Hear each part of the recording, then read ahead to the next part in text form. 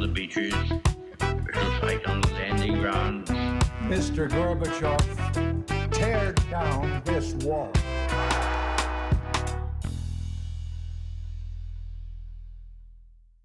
Hello, everyone, and welcome to Propaganda Loves You. As mentioned last week, we have kind of a different lineup this week for the content that we're putting out. So we're giving everyone a bit of time off to enjoy the last days of summer, and instead we are going to be reading some of the founding documents for the United States. You know, there's a lot of headlines and articles out there about how certain actions are going against the Constitution, given the tendency to use the Constitution as a shield and also kind of a sword sometimes, depending on what somebody's argument is. We thought it might be a good idea just to read some of the founding documents, to include the Declaration of Independence, the Constitution of the United States, as well as the first 10 amendments, which are the Bill of Rights, and then the amendments 11 through 27. So that's what we're going to do this week, and we're going to link to all of the online locations where you can find this right now. With that,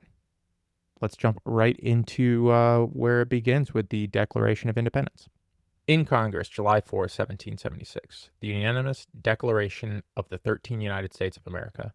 When in the course of human events it becomes necessary for one people to dissolve the political bands which have connected them with another, to assume among the powers of the earth the separate and equal station to which the laws of nature and nature's God entitle them, a decent respect to the opinions of mankind requires that they should declare the causes which impel them to the separation. We hold these truths to be self-evident, that all men are created equal, that they are endowed by their Creator with certain unalienable rights, that among these are life, liberty, and the pursuit of happiness, that to secure these rights, governments are instituted among men, deriving their just powers from the consent of the governed, that whenever any form of government becomes destructive of these ends, it is the right of the people to alter or to abolish it and to institute a new government, laying its foundation on such principles and organizing its powers in such form as to them shall seem most likely to affect their safety and happiness. Prudence, indeed, will dictate that governments long established should not be changed for light or transient causes. And accordingly, all experience hath shown that mankind are more disposed to suffer, while evils are sufferable, than to right themselves by abolishing the forms to which they are accustomed. But when a long train of abuses and usurpations, pursuing invariably the same objective, evinces a design to reduce them under absolute despotism, it is their duty to throw off such government, and to provide new guards for their future security. Such has been the patient sufferance of these colonies, and such is now the necessity which constrains them to alter their former systems of government. The history of the present King of Britain is a history of repeated injuries and usurpations, all having in direct object the establishment of an absolute tyranny over these states. To prove this, let facts be submitted to a candid world. He has refused his assent into laws, the most wholesome and necessary for public good. He has forbidden his governors to pass laws of immediate and pressing importance, unless suspended in their operation till his assent should be obtained, and when so suspended he has utterly neglected to attend to them.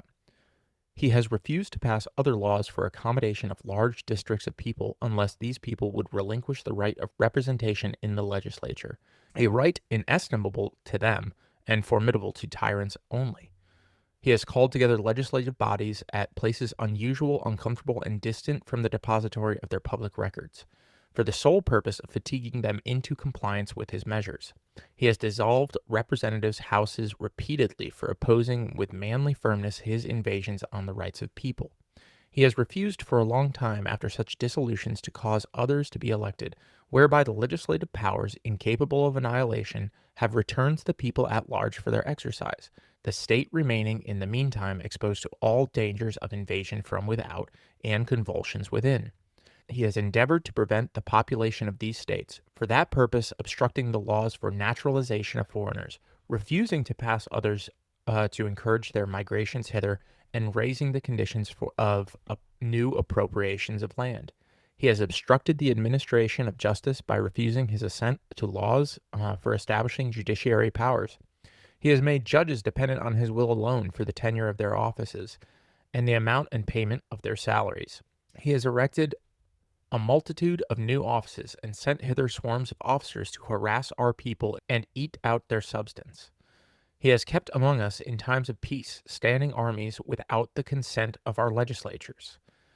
He has affected to render the military independent of and superior to civil power. He has combined with others to subject us to jurisdiction foreign to our Constitution and unacknowledged by our laws, giving his assent to their acts of pretended legislation, for quartering large bodies of troops among us, for protecting them by mock trial from punishment for any murders which they should commit on the inhabitants of the states, for cutting off our trade with all parts of the world, for imposing taxes on us without our consent, for depriving us in many cases of the benefits of trial by jury, for transporting us beyond seas to be tried for pretended offenses, for abolishing the free system of English law in a neighboring province, establishing therein an arbitrary government, and enlarging its boundaries so as to render it at once an example and fit instrument for introducing the same absolute rule into these colonies, for taking away our charters, abolishing our most valuable laws, and altering fundamentally the forms of our governments, for suspending our own legislatures and declaring themselves invested with power to legislate for us in all cases whatsoever. He has abdicated government here by declaring us out of his protection and waging war against us. He has plundered our seas, ravaged our coasts, burnt our towns, and destroyed the lives of our people. He is at this time transporting large armies of foreign mercenaries to complete the works of death, desolation, and tyranny already begun with circumstances of cruelty and perfidy scarcely paralleled in the most barbarous ages, and totally unworthy the head of a civilized nation. He has constrained our fellow citizens taken captive on the high seas to bear arms against their country, to become the executioners of their friends and brethren, or to fall themselves by their hands. He has excited domestic insurrections amongst us, and has endeavored to bring on the inhabitants of our frontiers, the merciless Indian savages, whose known rule of warfare is undistinguishable destruction of all ages, sexes, and conditions. In every stage of these oppressions we have petitioned for redress in the most humble terms. Our repeated petitions have been answered only in repeated injury. A prince whose character is thus marked by every act which may define a tyrant is unfit to be the ruler of a free people. Nor have we been wanting in attentions to our British brethren. We have warned them from time to time of attempts by their legislature to extend an unwarrantable jurisdiction over us. We have reminded them of their circumstances of our emigration and settlement here. We have appealed to their native justice and magnanimity, and we have conjured them by our ties of our common kindred to disavow these usurpations which would inevitably interrupt our connections and correspondence. They, too, have been deaf to the voice of justice and of consanguinity. We must, therefore, acquiesce in the necessity which denounces our separation and hold them, as we hold the rest of mankind, enemies in war, in peace friends. We, therefore, the representatives of the United States of America in General Congress, assembled, appealing to the Supreme Judge of the world for rectitude of our intentions, do, in the name and by the authority of good people of the colonies, solemnly publish and declare that these colonies are and of right ought to be free and independent states, that they are absolved of all allegiance to the British Crown, and that all political connection between them and the state of Great Britain is and ought to be totally disavowed, and that as a free and independent states, they have the full power to levy war, conclude peace, contract alliances, establish commerce, and do all the other acts and things which independent states may of right do. And for the support of this declaration, with a firm reliance on the protection of divine providence, we mutually pledge to each other our lives and our fortunes and our sacred honor. And then you have the signatories for the original 13 colonies: Georgia, North Carolina, South Carolina, Massachusetts, Maryland, Virginia, Pennsylvania, Delaware, New York, New Jersey, New Hampshire, Massachusetts, Rhode Island, and Connecticut. Right. That is the Declaration of Independence.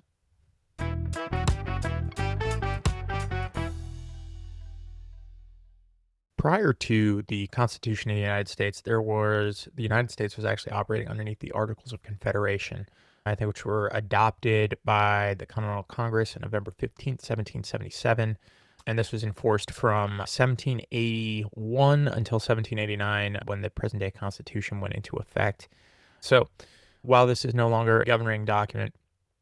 for the United States, it is one of the early forming documents for the United States of America. So I am going to read the Articles of Confederation. All right, so let's get into it here. To all to whom these presents shall come, we, the undersigned delegates of the states affixed to our names, send greeting. Whereas the delegates of the United States of America in Congress assembled did on the 15th day of November in the year of our Lord 1777, in the second year of the independence of America, agree to certain articles of confederation and perpetual union between the states of New Hampshire, Massachusetts Bay, Rhode Island and Providence Plantations,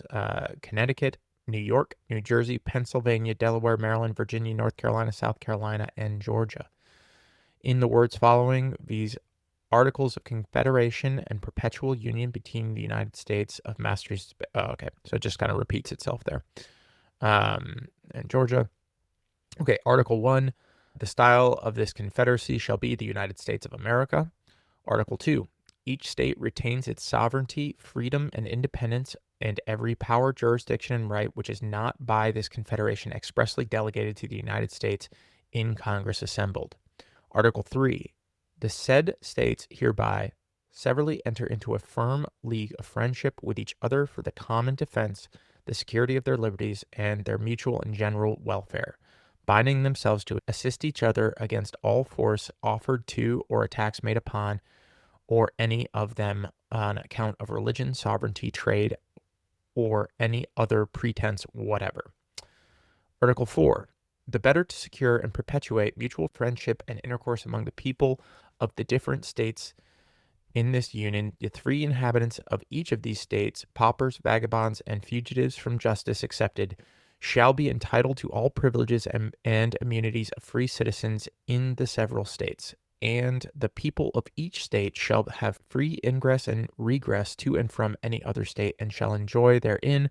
all the privileges of trade and commerce, subject to the same duties, impositions, and restrictions as the inhabitants thereof respectively, provided that such restrictions shall not extend so far as to prevent the removal of property imported into any state to any other state of which the owner is an inhabitant, provided also that there is no imposition, duties, or restriction to be laid by any state on the property of the United States or either of them. If any person guilty or charged with treason, felony, or other high misdemeanor in any state shall flee from justice and be found in any of the United States, he shall, upon demand of the governor or executive power of the state from which he fled, be delivered up and removed to the state having jurisdiction for his offense. Full faith and credit shall be given in each of these states to the records, acts, and judicial proceedings of the courts and magistrates of every other state. Article 5, for the more convenient management of the general interests of the United States, delegates shall be annually appointed in such a manner as the legislature of each state shall direct to meet Congress on the first Monday in November in every year, with the power reserved to each state to recall its delegates or any of them at any time within the year and send others in their stead for the remainder of the year.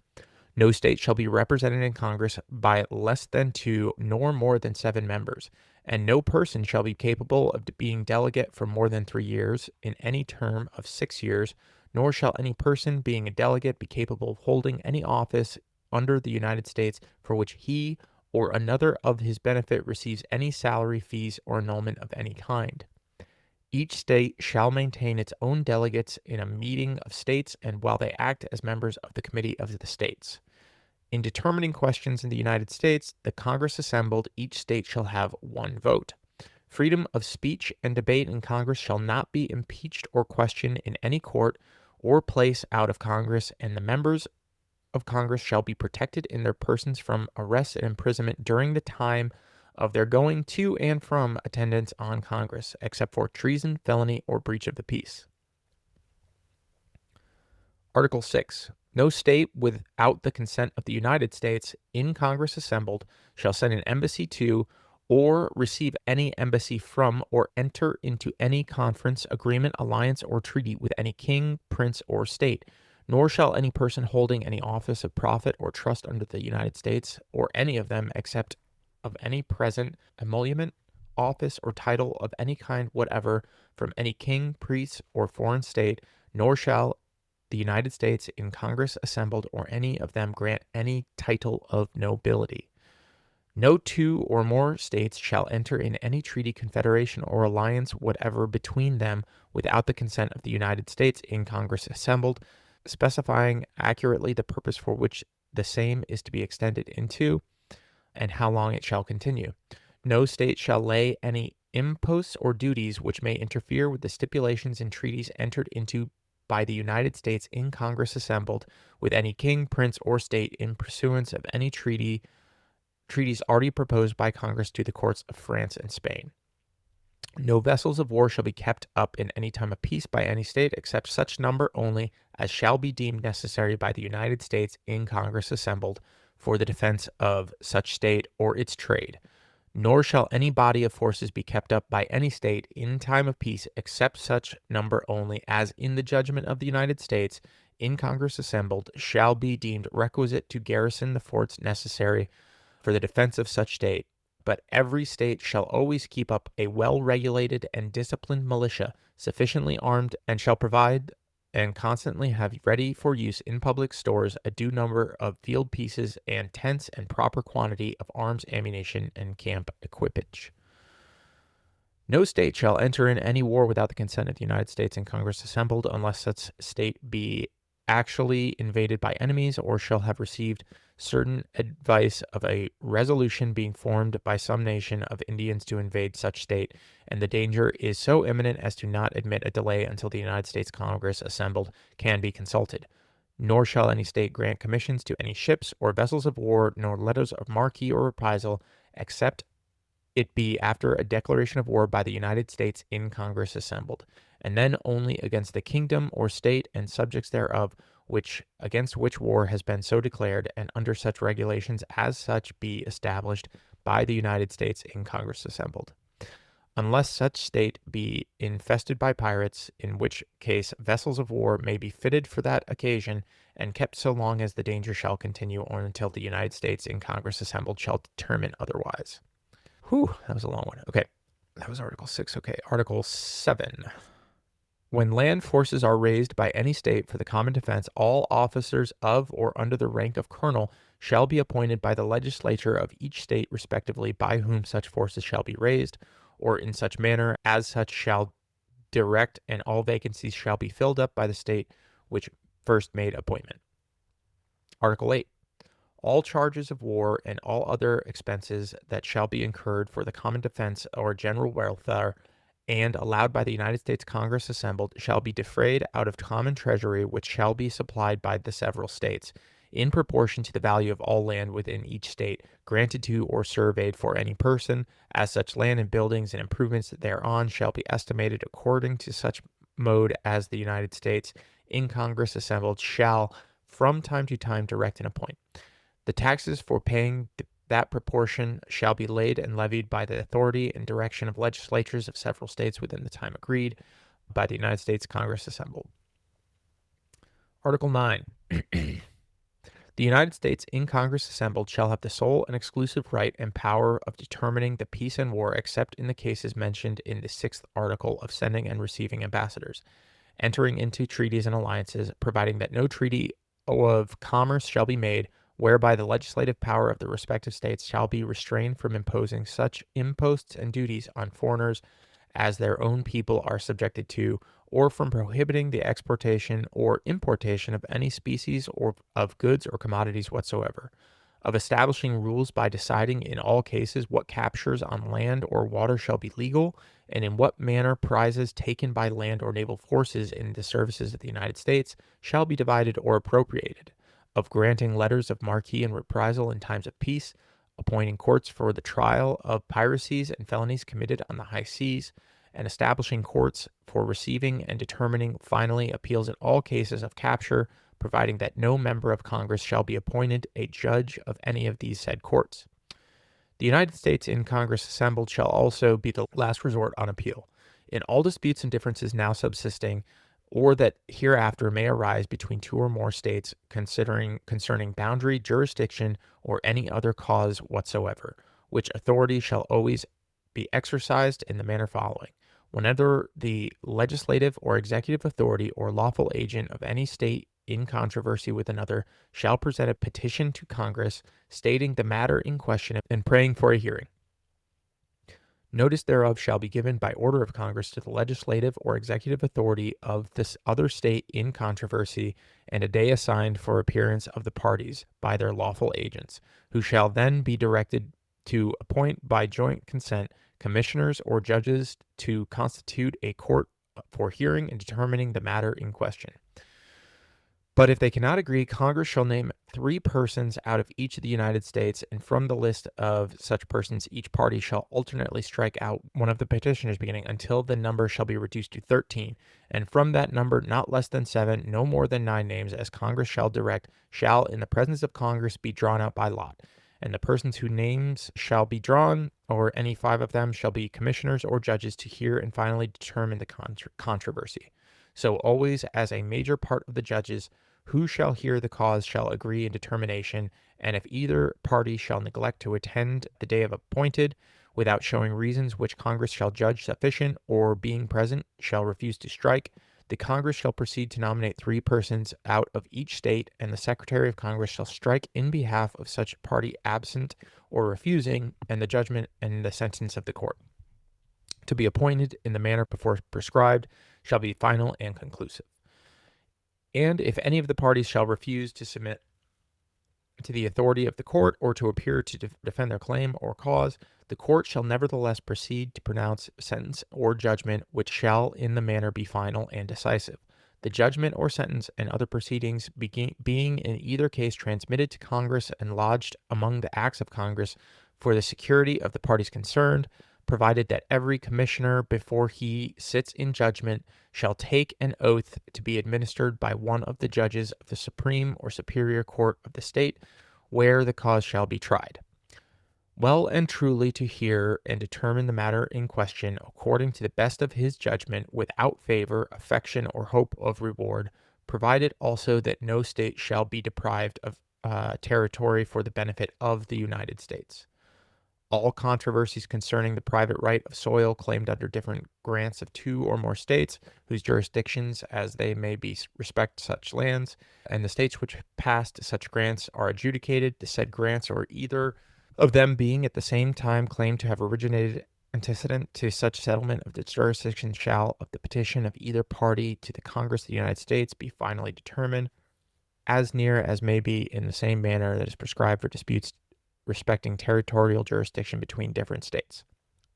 The United States in Congress assembled shall also have the sole and exclusive right and power of regulating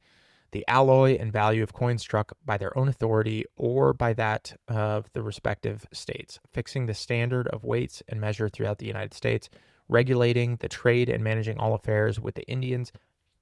not members of any of the states, providing that the legislative right of any state within its own limits not be infringed or violated, establishing and regulating post offices from one state to another throughout all of the United States, and exacting such postage on the papers passing through the same, as it may be requisite to defray the expense of said office, appointing all officers of the land force in the service of the United States, excepting regimental officers, appointing all of the officers of the naval forces, and commissioning all officers whatever in the service of the United States, making rules for the government and regulation of the said land and naval forces, and directing their operations.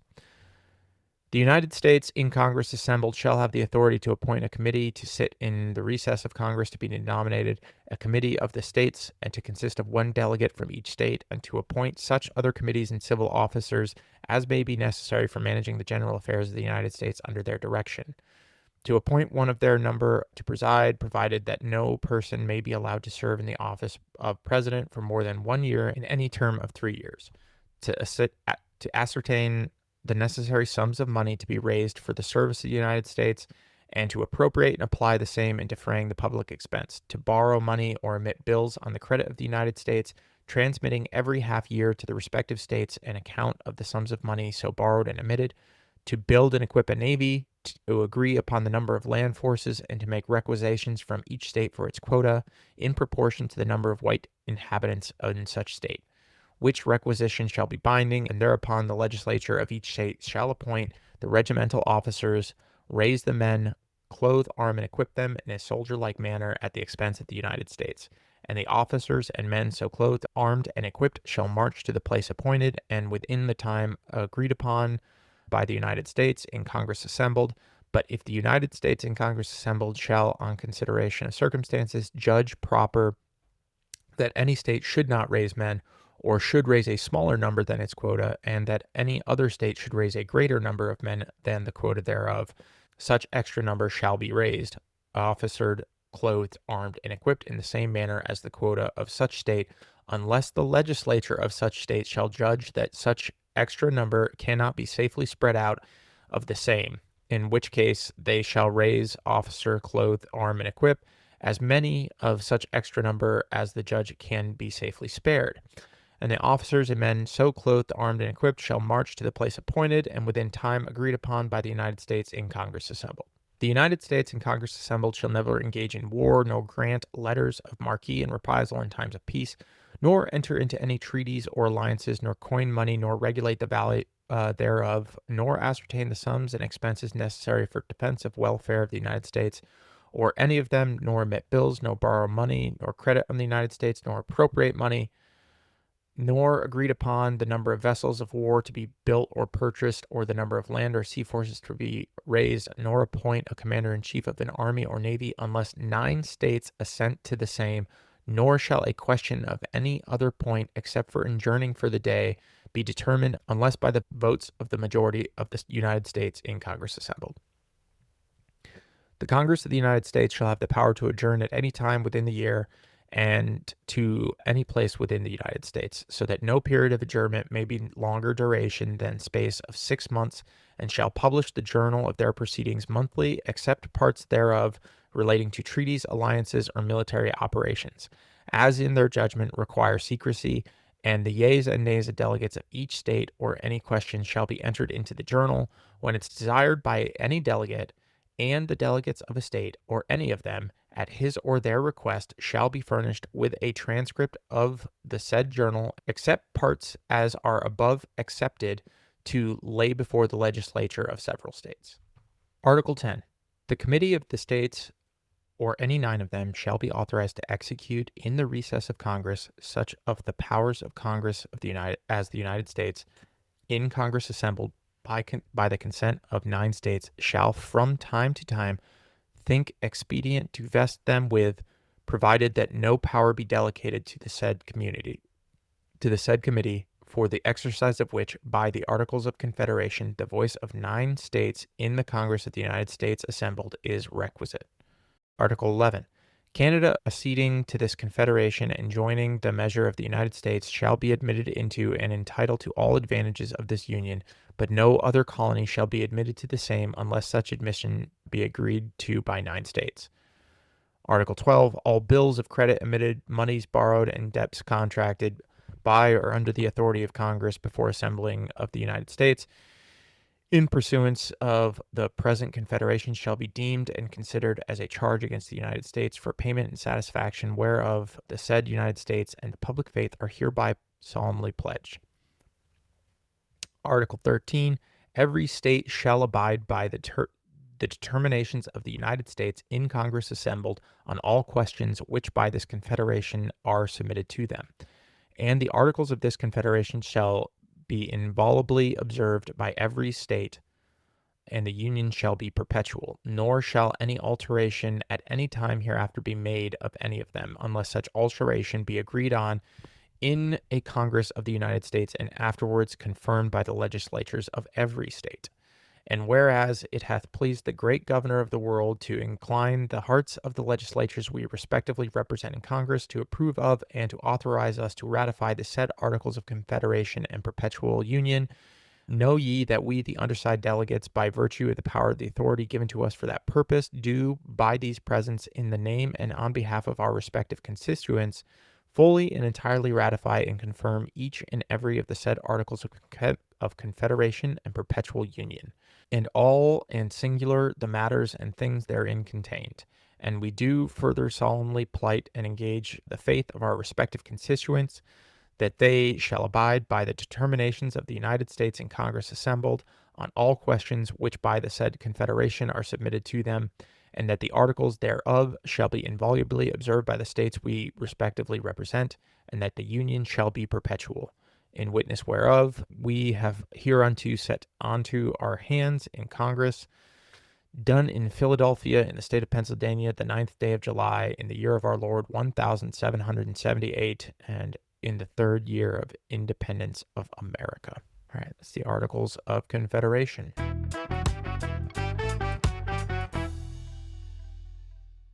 That's it for this week's episode. Thanks so much for listening and hanging out with us. If you enjoy the show, help us spread the word. Leave a rating or review and share it with your friends, family, or anyone you think would get something out of these conversations. Your ratings, reviews, and shares help this show grow, and the more people listening, the harder it is for propaganda to win. So until next time, Stay aware, stay safe, and remember, Propaganda loves you.